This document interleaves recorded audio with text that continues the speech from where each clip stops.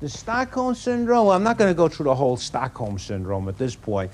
At this point, let me suffice to say the Stockholm Syndrome simply means the forming of a relationship.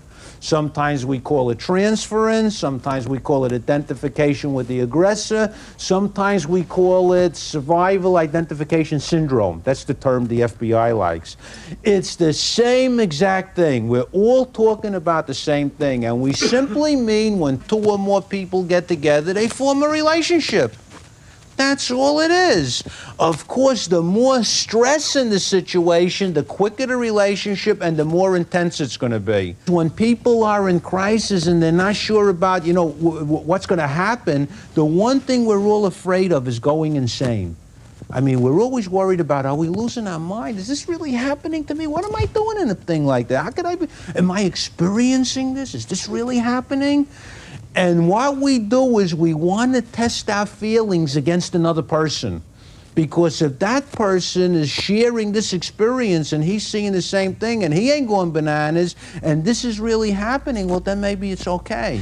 If he don't hurt them in the 10 minutes, he is not likely to hurt them. Also, you should not trust the hostage. This becomes very important because the hostage will side with the criminal. You cannot share intelligence with the hostage. It's not uncommon for the criminal to put the hostage on the telephone to do his talking. It's very tempting to try to get intelligence information, like I know you can't answer, sneeze if it's yes, cough if it's no, I know he's standing right there. Or to tell him, listen, when we hang up, count to 10 and run like a son of a gun into the next room. We're going to crash through the wall. The hostage will tell the criminal everything you tell him.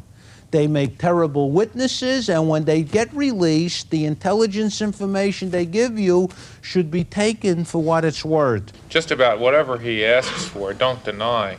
Don't deny him. Don't tell him that you can't give it to him or you're not going to give it to him.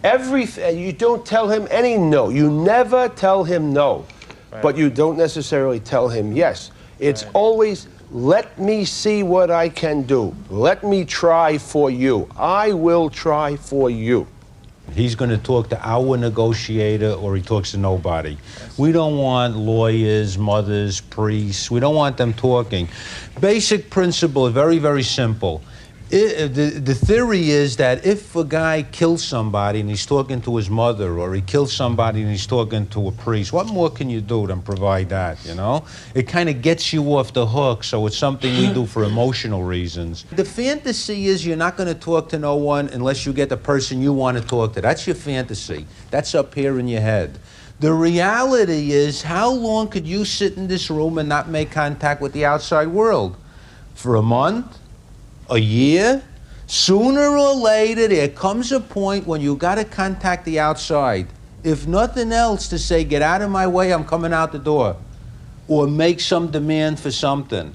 And when that occurs, that's when he'll talk to the negotiator. If a commander decides that he's going to use deadly physical force against the perpetrator, if the decision is made that they're going to blow the perpetrator away, you cannot tell the primary negotiator this.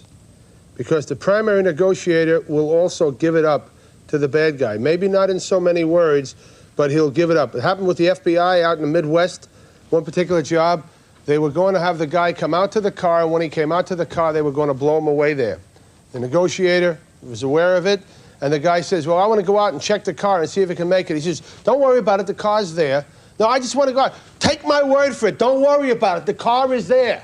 And he actually started yelling at this guy because he didn't want him to go out and get blown away. But in terms of the entire hostage recovery program, you have to keep it away from the primary negotiator because he develops that same Stockholm Syndrome with the bad guy.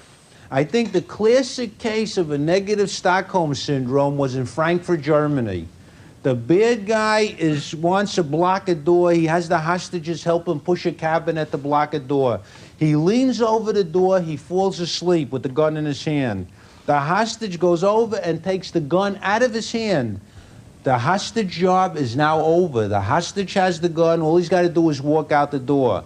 Instead of doing that, he takes the gun, puts it to the criminal's head, boom, blows his brains out. There's negative Stockholm Syndrome.